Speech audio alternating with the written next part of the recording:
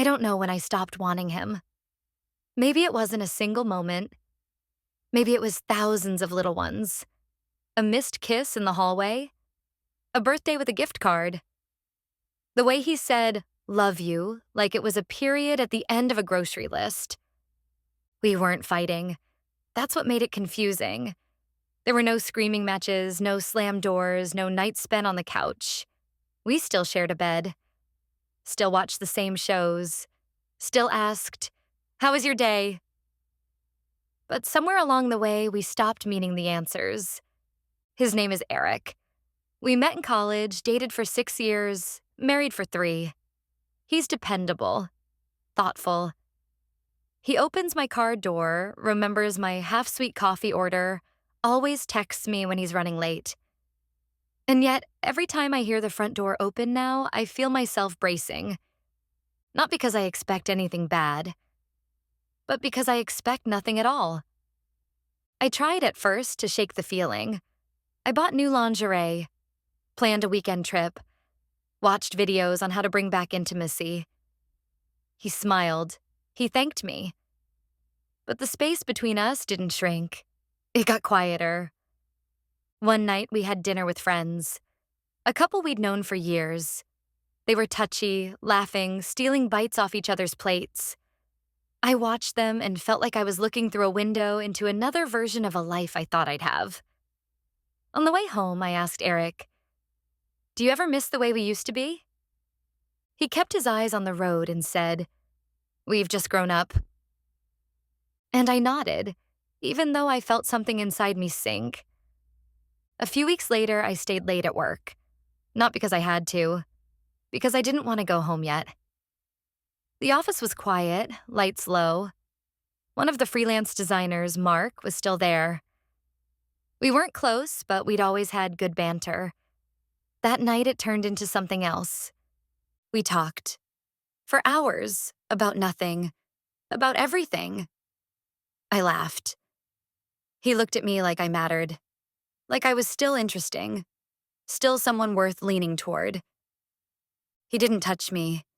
He didn't need to. When I left the building, I knew I was already a little gone. For 2 weeks, nothing happened. But I thought about him. More than I should have. I imagined what it would be like to be seen again, fully, without the dull weight of routine pressing on every interaction. Then one night, I stayed late again. It wasn't planned. He offered me a ride home. I accepted. We didn't go straight to my place. He asked if I wanted to grab a drink, and I said yes. The bar was dim, half empty. The conversation came easy. I remember how his arm brushed mine when we reached for the menu at the same time. I didn't pull away. Later, when he walked me to my door, I turned around before unlocking it. He looked at me, waited, and I kissed him. It wasn't fire. It wasn't desperate. It was quiet, almost gentle. A question neither of us needed to ask. I went inside alone. Eric was asleep on the couch, remote in hand. Some sci-fi movie playing with the sound low. I stood in the doorway and watched him for a long time. I didn't feel guilt. I didn't feel much at all. And that terrified me more than regret ever could. The next morning, he made coffee, handed me a mug, kissed the side of my head, and told me he was proud of how hard I'd been working lately. I smiled, said thank you, and swallowed the lump rising in my throat. I didn't see Mark again. I didn't need to. It wasn't about him. It never had been. It was about what I'd become, what I was willing to do just to feel like a real person again. I told myself it was a one-time thing, that I could bury it, that marriages survive worse, that love isn't always a spark. Sometimes it's just choosing someone every day. But I had already stopped choosing Eric, and I knew it. And then, one night, we were brushing our teeth side by side in the mirror, and I looked at him and thought, he deserves to know. Not because I wanted to be forgiven, but because I couldn't stand the way he still looked at me like I was whole. I waited until the next evening.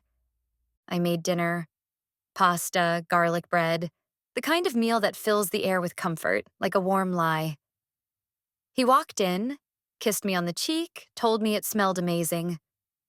I smiled, stirred the sauce, kept my hands busy. We ate, talked about work. I asked how his meeting went. He said his boss might be retiring. I said, "That's great," even though I didn't hear the rest of the sentence. Afterward, we sat on the couch. I tucked my feet under me. He put his hand on my knee like he always did. Familiar, easy, unaware. And I looked at him. Really looked. And I said, "Can I tell you something?" He turned toward me, surprised but not concerned. Of course. I took a breath. I did something. A few weeks ago. His face didn't change. He waited. I said it quietly, directly. I kissed someone from work. Once. Silence. I don't know what I expected. A raised voice, a stunned, "What?"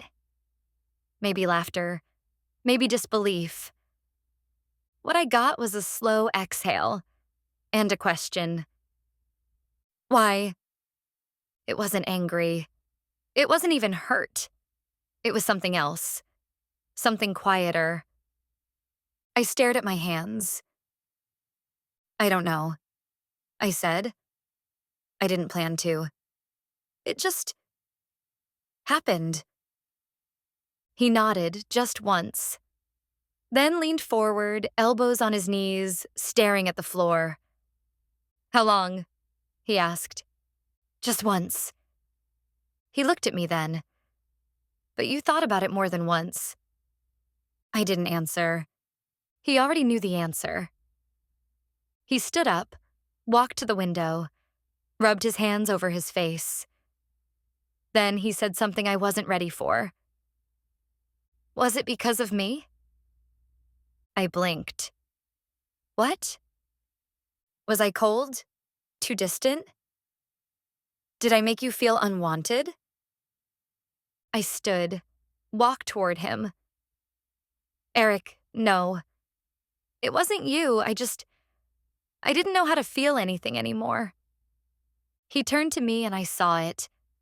The exact moment something inside him shifted. Not rage, not judgment. Just this deep, aching sadness that sank into his eyes like water soaking through paper. He said, "Then I must have failed." I reached for him, but he stepped back. "I'm not mad," he said. "I'm just trying to understand when you stopped coming to me."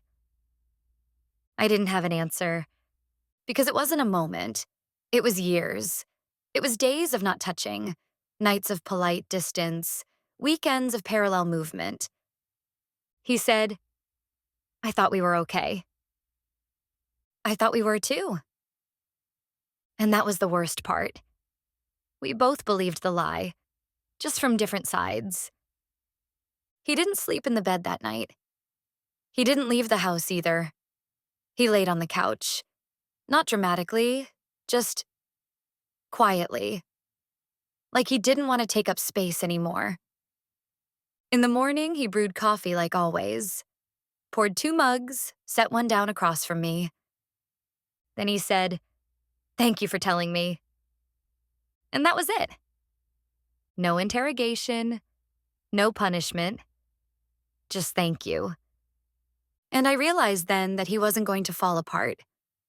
He was going to carry it. And that broke me more than if he'd thrown the cup against the wall.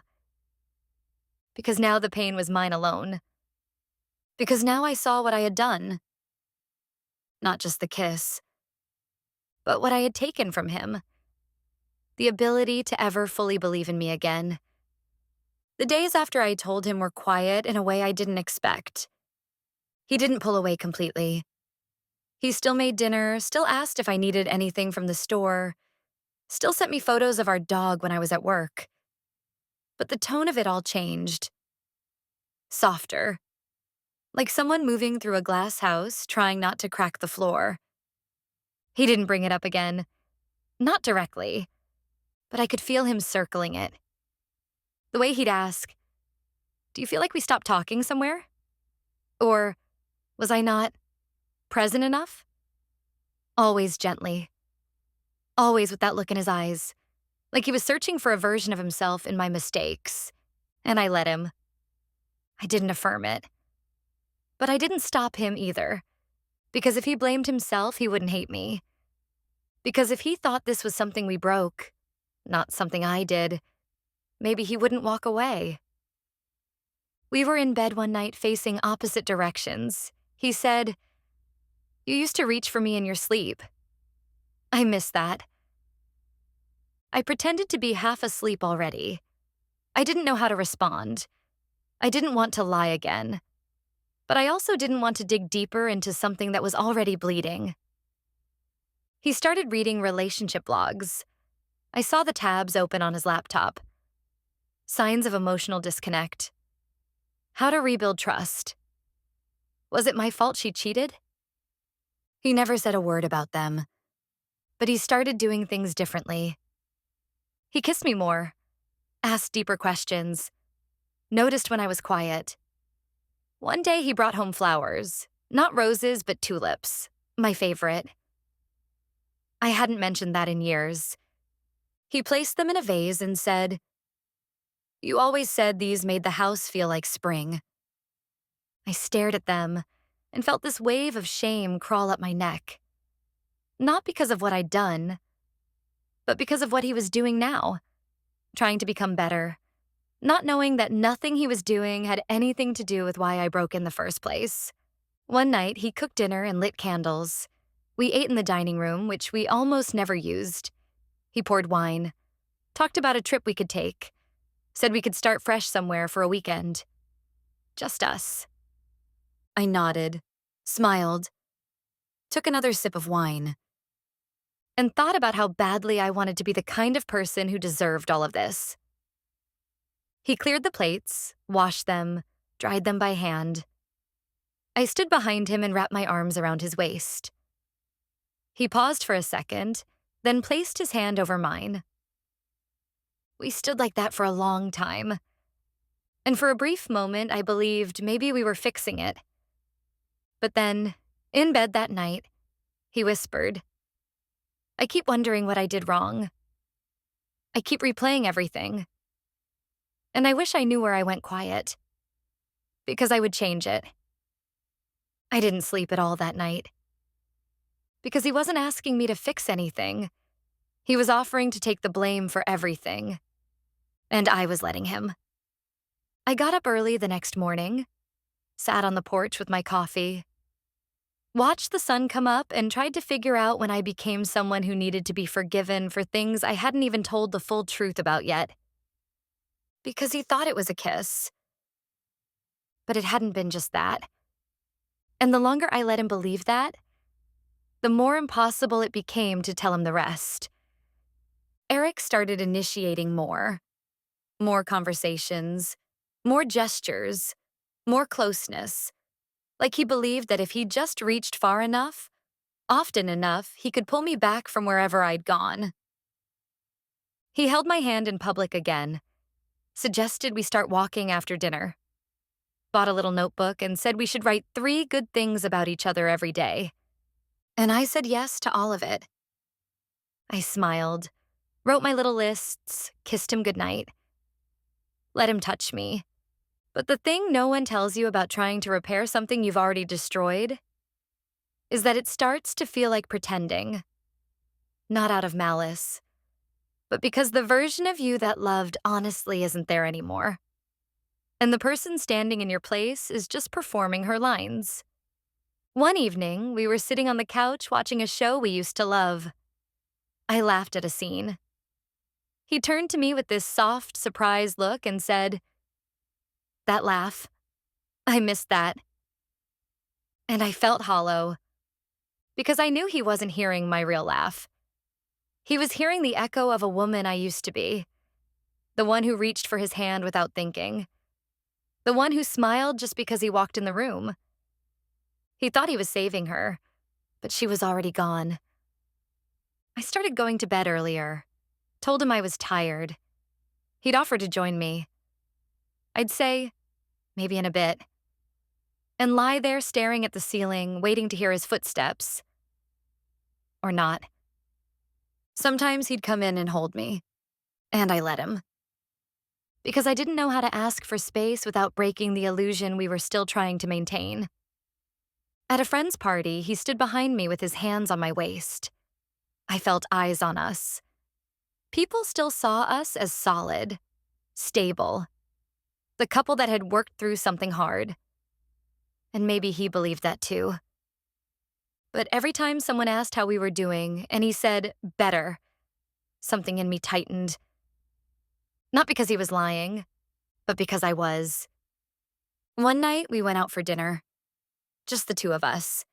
He dressed up, wore the cologne I used to love.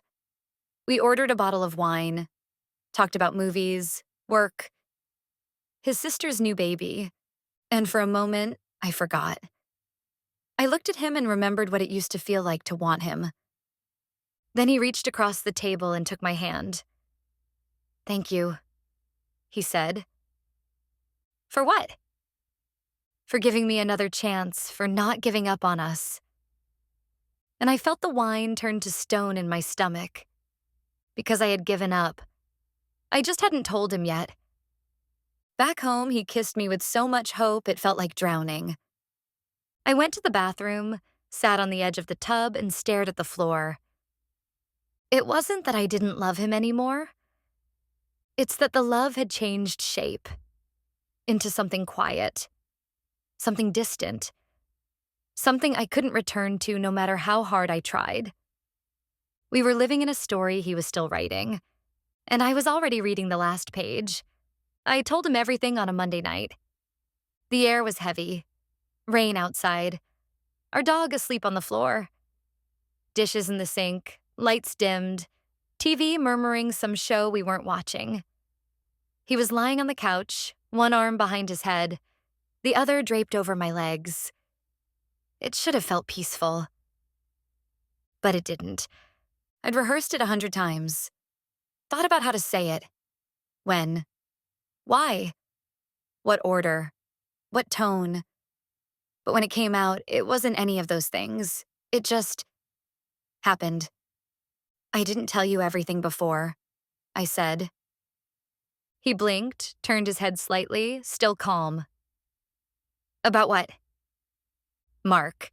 It wasn't just a kiss." Silence. He sat up slowly, looked at me. "Okay." I stared down at my hands. I went to his place. Once. That night. I didn't. Stop it. I didn't say more than that. I didn't have to. The space between my words said everything. He stood up, walked into the kitchen. I heard the tap running, a glass filling, the clink as he set it on the counter. He stayed in there a long time. When he came back, he leaned against the doorway, arms crossed. His face was still.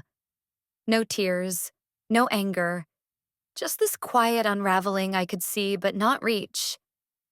He said, "Why tell me now?" "Because I couldn't keep watching you try so hard to fix something I already broke." He nodded once, slowly. "You could have not told me." "I know." "Was it about him?" "No," I said. "It was about me." He sat back down, rested his elbows on his knees, pressed his palms together. He looked at the floor when he spoke again. "Did I stop making you feel wanted?" I closed my eyes. It wasn't that simple. Was it because I got boring? Because I stopped trying? No, Eric. It was never about what you did. He shook his head slightly. It has to be about something. People don't just wander like that.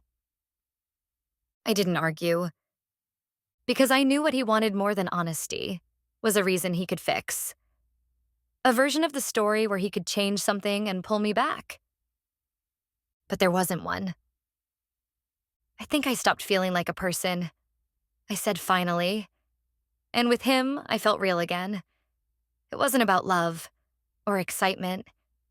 It was about remembering I still existed. He was quiet for a long time. Then, was I making you disappear? Number, I was already disappearing before. He leaned back, stared at the ceiling. I really thought we were getting better. I know. I thought we were healing. We weren't.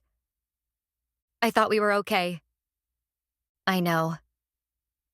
And then he whispered the worst thing I'd ever heard from him. I must be really easy to lie to. I couldn't breathe.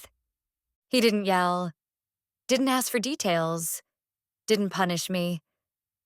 He just sat there, trying to figure out what part of himself made me choose someone else. And the truth, the awful truth, was that he didn't do anything wrong. He just loved someone who stopped loving herself. And no matter what he offered, he couldn't reach the place where I was already gone. I stood, reached for him. He didn't move. And for the first time, I didn't try to close the space between us. Because this time I knew it wasn't his job to save us, and it wasn't fair to let him keep trying. He didn't leave, at least not physically. He still came home at 6, still fed the dog, still folded laundry while I did dishes, still paid the electric bill and brought in the mail and left his shoes by the door. But something in him was already gone. We didn't talk about it again. Not once. No post-mortem, no digging, no, how do we move forward? We just moved. Parallel. I think he wanted to forgive me. Or maybe he didn't know how not to. But you can't really forgive someone while pretending nothing happened. And you can't start over when one person's still living in the ashes. I started noticing how long he stared at nothing, how often he paused mid-sentence and didn't finish, how quiet he got when we were in public. Not because he was shy, but because he was somewhere else. And I knew that place. I'd lived there before. The in-between, where nothing is wrong enough to break it, but nothing is alive enough to save it. We stopped having dinner at the table, ate on opposite ends of the couch, watched shows we didn't discuss. He stopped asking how my day was. I stopped pretending I wanted to be asked. Sometimes I caught him looking at me, not with anger, not with love, just trying to remember, trying to see if I was still the woman he married, or if she'd been gone longer than he realized. He started going to bed earlier. Sometimes I'd come in and he'd already be asleep, curled toward the wall. And I'd stand there for a minute, watching the soft rise of his back, wondering if he ever cried when I wasn't around. I wanted to ask. I never did. I started thinking maybe this was it. Maybe some couples don't break. Maybe they just dull, blur, fade out like a photograph left in the sun too long. Some weekends we went out. Movies, groceries, his mother's house. We smiled, laughed, played our parts. And the world believed us. Because we were good at looking like love. One night, I woke up and found him sitting in the living room. Lights off. Just the glow from the streetlight outside. I stood in the hallway, barefoot, watching him for a moment before I said anything. "You okay?" He didn't turn around. He just said, "I'm still trying to understand how we got here." And I didn't have the heart to tell him we'd been here for a long time. That he just hadn't noticed the silence until I gave it a name. I walked over, sat beside him. He didn't look at me, just kept staring at the window. After a while, I said, Do you want me to leave? He shook his head. No. I nodded. Okay. That was all. We sat there for another hour, not talking. Just two people holding the weight of 1,000 unsaid things. Eventually, we went to bed.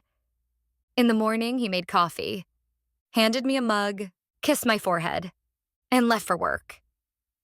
And I stood there in the kitchen, holding the cup, wondering how many more mornings we'd have like this. Together, but not. I haven't cheated again.